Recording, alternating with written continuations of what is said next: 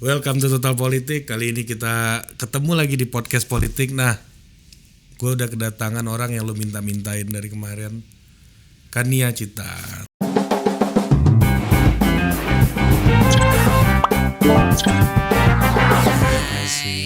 Lu nama belakang lu Irlin atau Irlin atau apa sih? Gue susah banget gue nyebutnya. Irlani. Cara penulisannya. Iya, penulisannya Irlani. Iya, ini Irlandia ya. Iya, itu dari gara-gara nyokap gue dulu bikin Gucci gitu. Terus yang beli banyak kan orang Irlandia. Oke. Pas lagi hamil gue tuh. Iya, terus iya, ya udah. Iya. Akhirnya dikasih nama Sudah Irlani. gue duga ini pasti ada kaitannya. Nggak kreatif sebenarnya. Iris ini. Dan memang orang Irlandia, lu Katolik kan? Background keluarga gue. Ya, keluarga lu campur ya. sih Katolik Islam. Dan orang Irlandia kan memang Katolik di Amerika kebanyakan Irish kan. Kayaknya ya. Gitu ya. Ya gue pikir-pikir gitu, imajinasi gue gitu. Gue tahu Kania ini dia lu beragama Katolik, background keluarga lu gitu kan. Oh jangan-jangan ini nih gitu, duga-duga gua gitu. Nah ternyata benar dari Irlandia gitu. Tapi bukan itu ceritanya. Dari Irlandia gara-gara pembeli Gucci.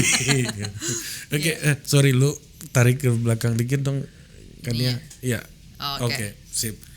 Oke, dan gua kalau di kampus angkatan kita agak jauh ya ternyata ya. 5 tahun. Gila, gua di tongkrongan gua orang bilang gue ini paling muda biasanya kan. Taunya gue ketemu Kania, aduh. Lu nongkrong sama Bang Fahri Hamzah. Makanya bisa paling muda. Sama Pak Zulkifli Hasan kayaknya gue. Oh iya, Om Zul. Gue manggil dia Om Zul lagi gara-gara gue kenal sama Ray. Oh iya, lu sama Ray ya dulu ya. Iya, lu sempat kerja sama Valdo juga di situ ya dulu ya. Gimana ceritanya lu bisa masuk ke situ tuh dulu? Itu kan dia open recruitment aja kan, open vacancy gitu buat intern. Terus ya udah gue apply. Terus ya udah diterima gitu aja. Dan sih lu sebenernya. cukup beberapa bulan kan, bahkan gue dengar dari Valdo Wikipedianya Pak Zul itu lu yang nulis yang Inggrisnya. Iya betul. Itu dua-duanya actually bahasa Indonesia sama bahasa Indonesia cuman juga lu ya. Abis itu kan pasti ada update lagi ya. Tapi iya waktu itu awalnya banget yang dari nol itu gue yang bikin bener. Iya makanya gue ingat Valdo cerita itu. Dan lu cocok kerja di lingkungan Pak Amin Rais itu. Kan sekarang lu beda banget nih gitu loh. Ya enggak kalau stance dari dulu kayak tetap beda ya. Nah, cuman waktu itu kan posisinya gue kerjanya sebenarnya bukan buat profesional ya, lu profesional tapi ya. juga maksudnya awal rekrutmennya kan sebenarnya itu nggak diperuntukkan specifically buat Om Zul gitu kan, tapi kayak itu sebagai agensi politik, which can probably work buat siapapun gitu kan. Betul. Ya jadi ya mungkin pas mulai ya siapa yang udah ada duluan. Proyek pertamanya Pak Zul gitu ya. Tapi mungkin kedepannya bisa, I don't know kan, misalnya nanti gue sama Valdo gimana mungkin bisa bikin. Lu ngerasa ada obstacles nggak ketika itu? Kan ini kultur yang sangat berbeda dengan apa yang lu bangun hari ini gitu.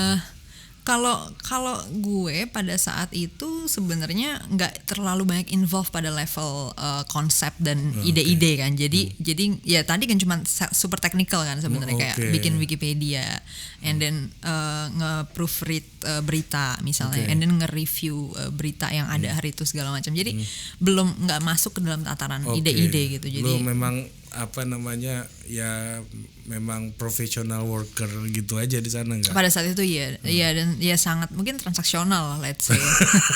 Maksudnya nggak pada level ideological gitu kan.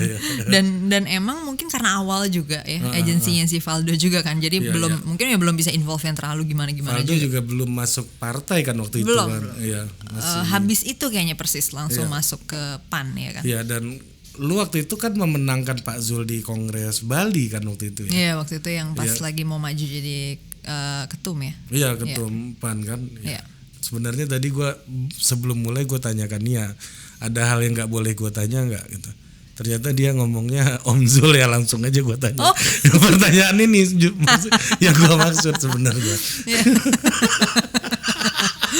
Boleh. Dan ternyata dia pernah bekerja di perusahaannya Valdo Maldini. Iya pernah. Orang-orang nggak tahu sih, gue justru sering banget cerita, maksudnya kayak tapi mungkin nggak, kalau di ruang publik mungkin nggak ditanyain ya, jadi gue nggak ngomong. Cuman kalau lagi sama teman-teman gitu, terus ada Valdo, gue bilang nih dia bos gue nih dulu gitu. Di kawinannya Samara juga, gue sempat bilang ini bos gue nih dulu. Gitu. Ya, tapi lu kan di percakapan sosial media juga sering beda sama Valdo sekarang kan? Ya, I think again karena kalau pada saat gue lagi intern sama dia tuh itu belum ada unsur-unsur nilai-nilainya lah ya, belum ada unsur-unsur ideologikalnya, transaksional dan ekonomistik gitu. Ya sangat permukaan gitu kan. Ya masih pada level technical tadi.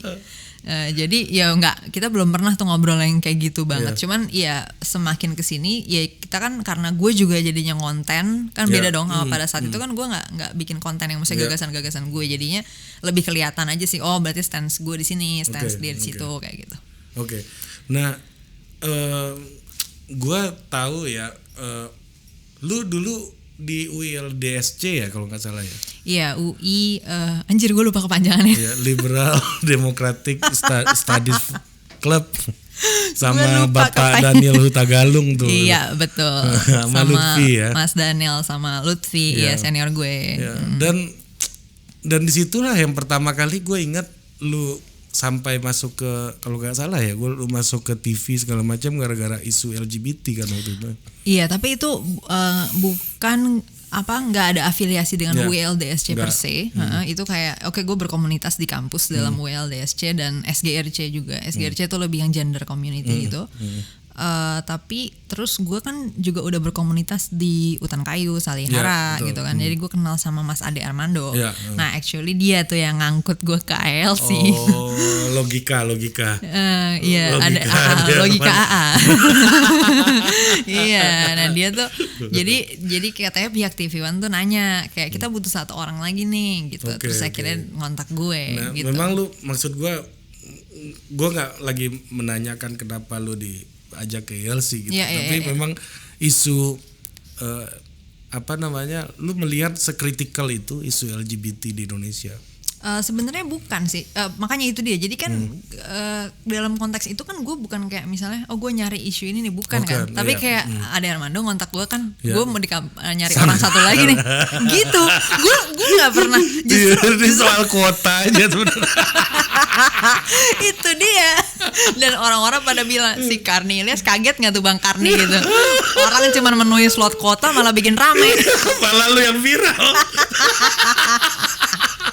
Soalnya justru itu track record gue, justru gue nggak pernah ngomongin itu. Justru that's not my issue. Gender equality aja kan. Iya, dan gender equality pun gue nggak pernah yang bikin tulisan-tulisan tentang itu. Maksudnya makanya gue juga. Kalau gue kan lebih kayak ya udah pokoknya ada hak individu yang kita akuin apa-apa terus dilindungin. Kalau gue sih mikirnya ini kayaknya Kania nih berhubungan dengan UILDSC nih sampai Mas. Enggak, itu dari Mas Ade aja. Terus ya udah. Dan akhirnya muncul di situ. Yang sempat menghebohkan juga sebenarnya gue lihat ini kan ya, lu menikah akhirnya. Sempat menjadi pembicaraan. Ya. Kenapa tuh? Kenapa? Ya, gue kan membaca tulisannya buku klasik gitu. Karl Marx nulis soal The Holy Family gitu. Bahwa Marx bilang bahwa keluarga itu adalah institusi paling fundamental paling elementer dalam melanggengkan borjuasi gitu. Gitu ya? Ya ketika lu berkeluarga, lu artinya lu lagi memilih untuk melanggengkan sebuah borjuasi. Anjir, gue baru tau ada statement itu. Kalau gitu bisa gue pakai tuh. Buat itu Joe Biden. Nggak, ini pertanyaan gue ya sebenarnya, ini lu menikah lu nggak ketakutan nih soal pelanggaran property rights self ownership lu gitu? Iya. Gue ngerti sih. Emang banyak mungkin yang lebih ke arah situ. Kalau yang bagian borjuasi tadi gue baru dengar. Lu baca yang lama-lama juga dong, jangan yang baru-baru aja. Nah iya, gue baca Marx tapi kayak nggak kebaca bagian itu tuh, mungkin ke-skip tuh bagian itu. Coba nanti gue cari lagi. Iya. Jadi emang gini ya, to be honest gue justru dulu gue memang nggak ada rencana kayak gue bakal married gitu. Ya, itu liniernya orang kayak lu gitu. Apa tuh gimana? Ya, tidak berencana untuk married gitu liniernya. Ya, jadi maksudnya gini, gue berencana berkeluarga, yes. Maksudnya gue tertarik banget buat kayak having a family, as in gue mungkin bisa punya anak juga segala macam. Tapi gue nggak merasa ada keharusan bahwa itu harus formalize gitu ya, you know lah bahwa ya gue harus banget nih dalam institusi yang sosial gini-gini ya kan. Ala libertarian lah. Itu lebih ke anarko kali ya. Jadi nggak usah melibatkan negara.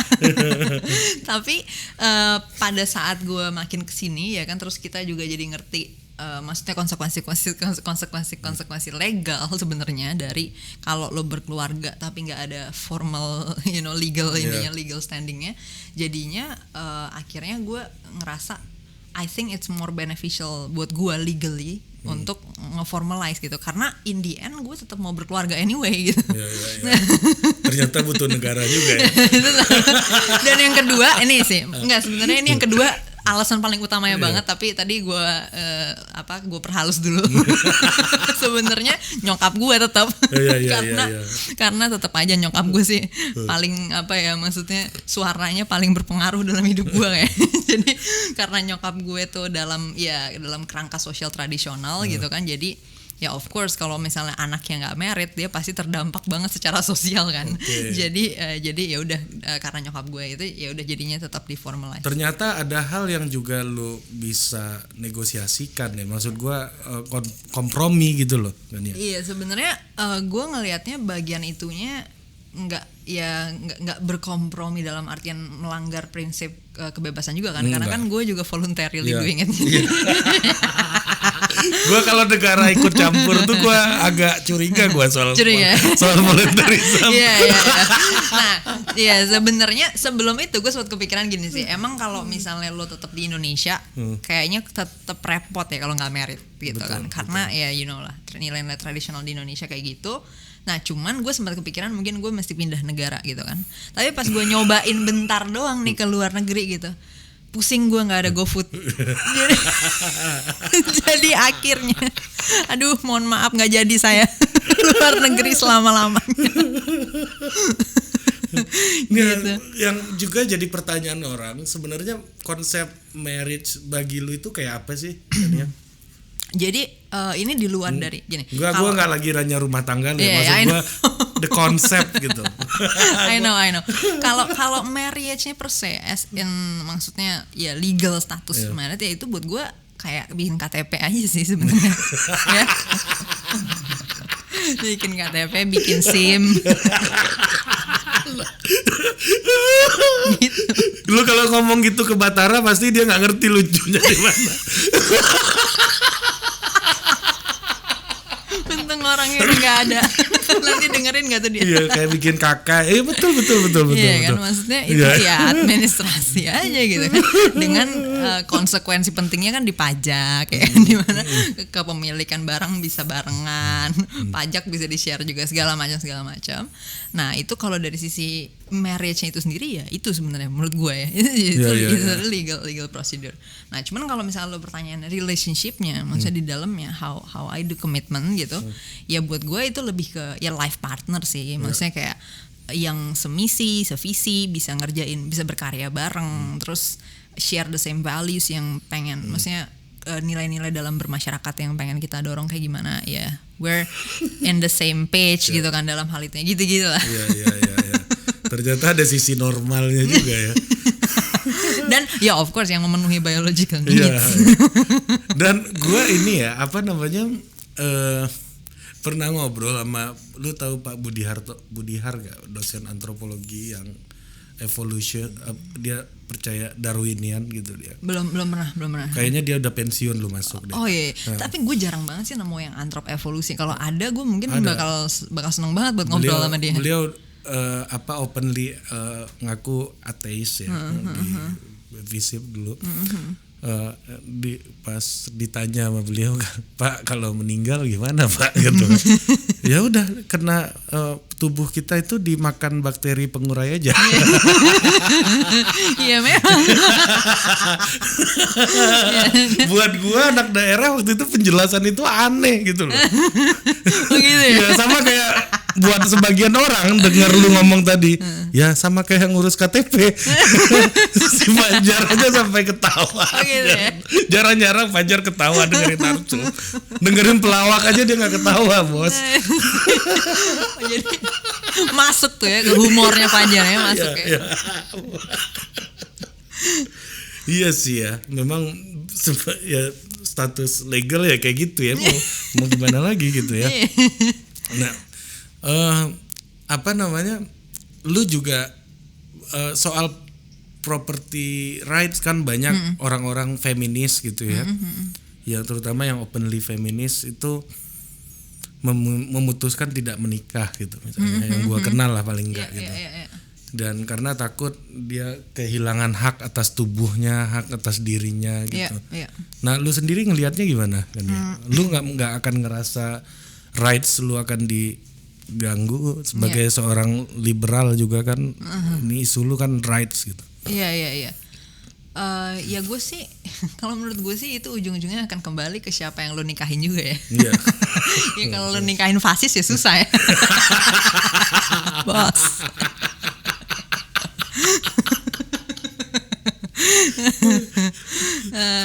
Iya itu ya satu ya itu sih menurut gue kembali ke lu married itu sama siapa gitu kan.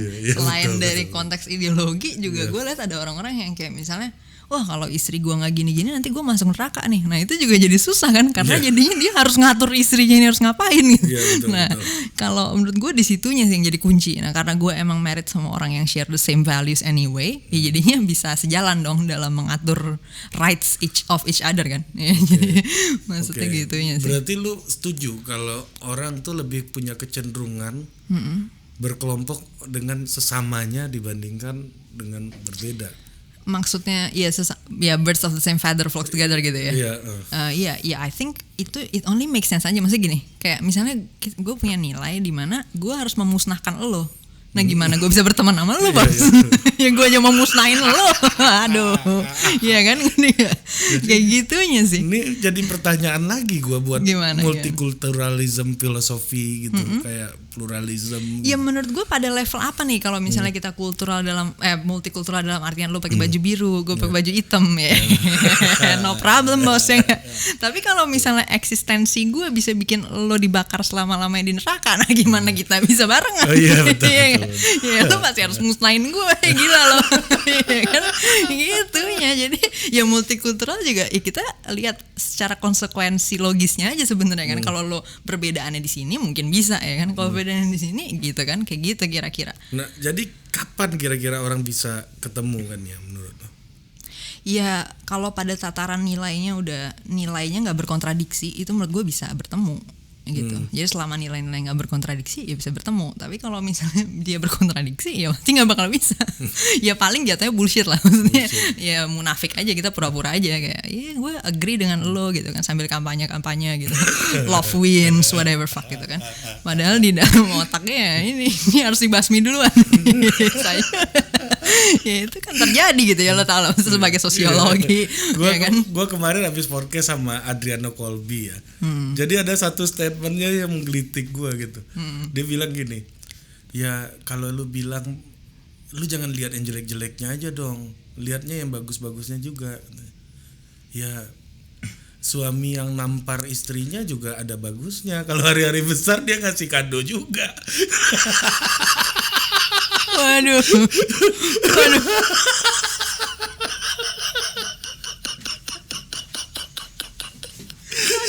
Itu ibarat kayak tadi orang yang mau musnahin lo hari-hari besar juga ngasih angpau juga, bangsat lo, woi, muka gile.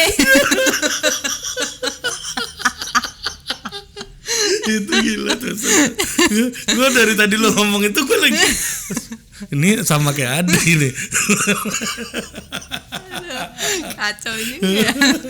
Aduh, belum dengar tuh gue yang Adri, tapi gue sempet lihat di share. Gue belum dengar, nanti coba gue dengerin. Nanti nonton deh. Gue sama Lord Adri ini langsung kagum gue.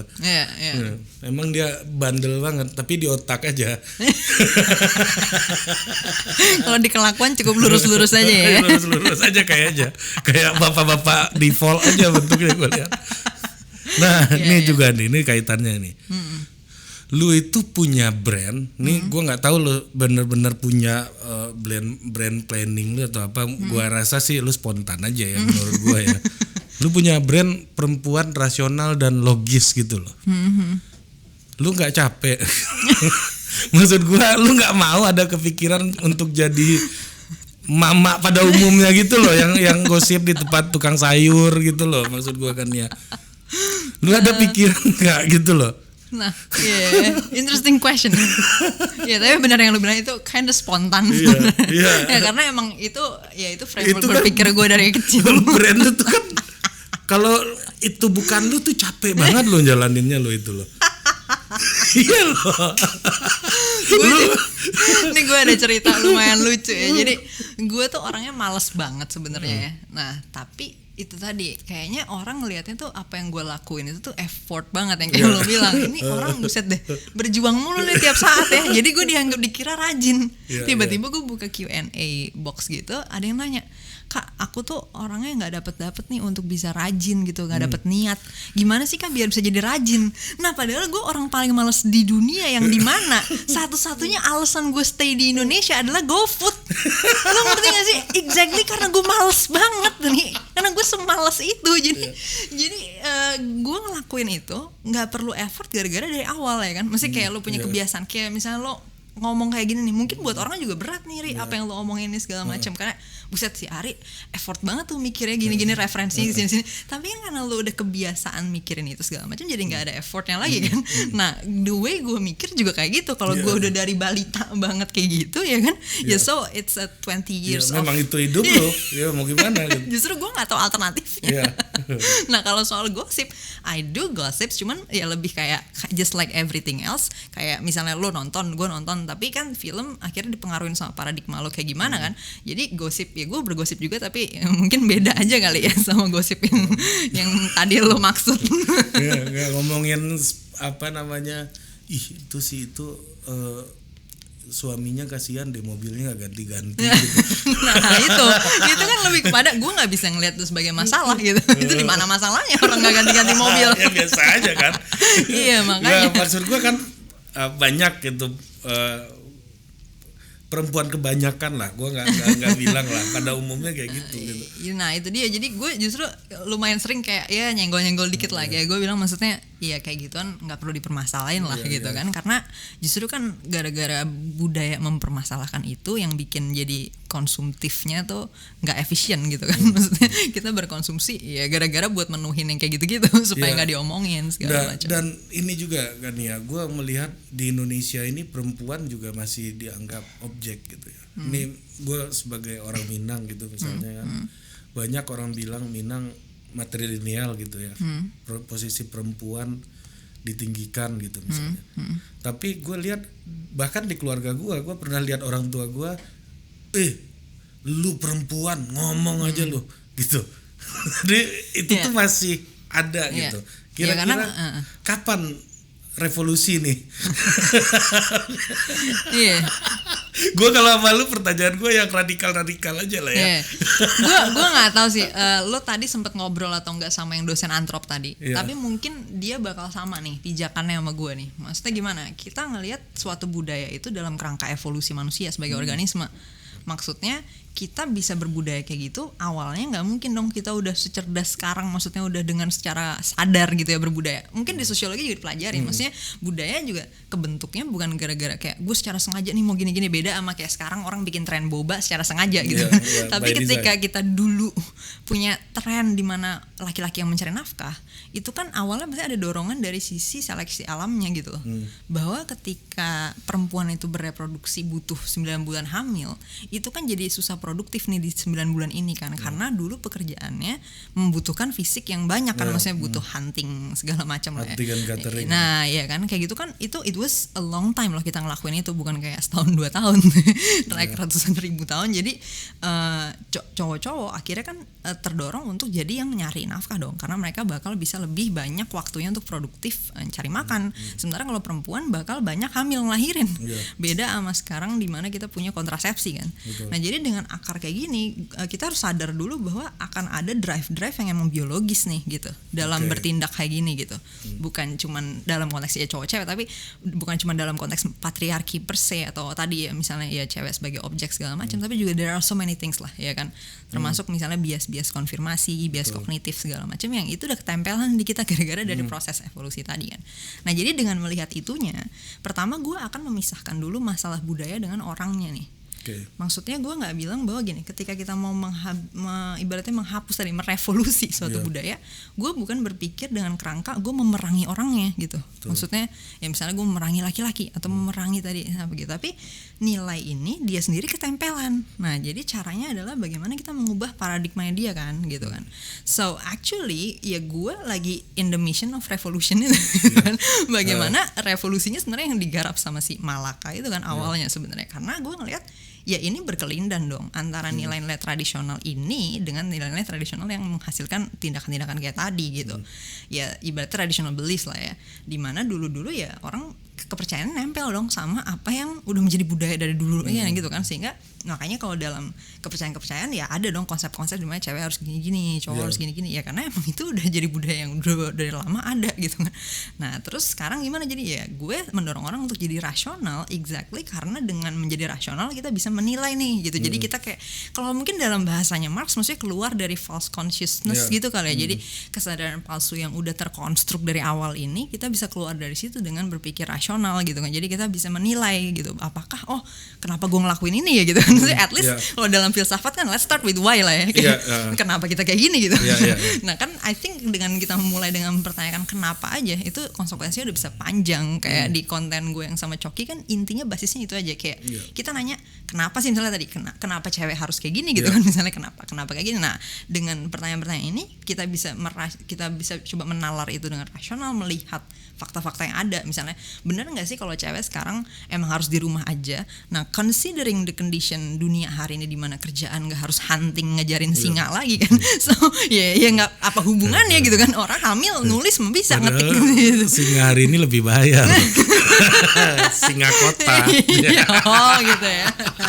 Iya kan, ini kita udah nggak perlu apakah dia harus lari-lari lagi mana singa kan, udah enggak kan. Jadi dari situ kita tahu berarti ini udah nggak relevan nih gitu maksudnya, kayak gitulah. Jadi kenapa gue mendorong pemikiran rasional dan ya dari logis, saintifik itu karena memang salah satunya untuk bisa mengelola ini juga gitu, bagaimana kita merespons budaya-budaya yang udah nggak relevan lagi.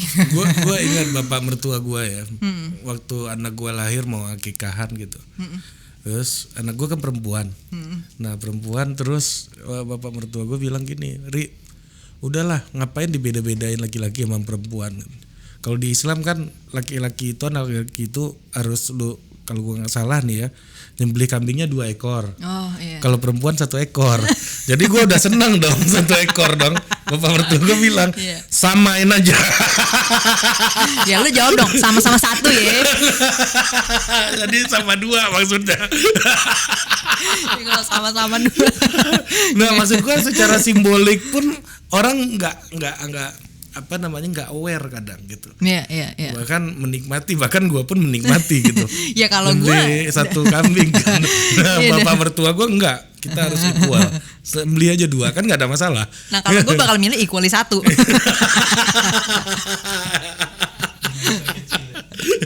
Kenapa? Apa bedanya? Kecuali gue doyan. Ya lebih mahal dong kalau gue mesti beli 2. Gimana? Di hal lebih mahal lebih murah ini Kania seperti istri pada umumnya. Bini gue gitu juga. Oh iya jelas. Mahal amat. Ya gue ini dong optimize duit yang ada dong.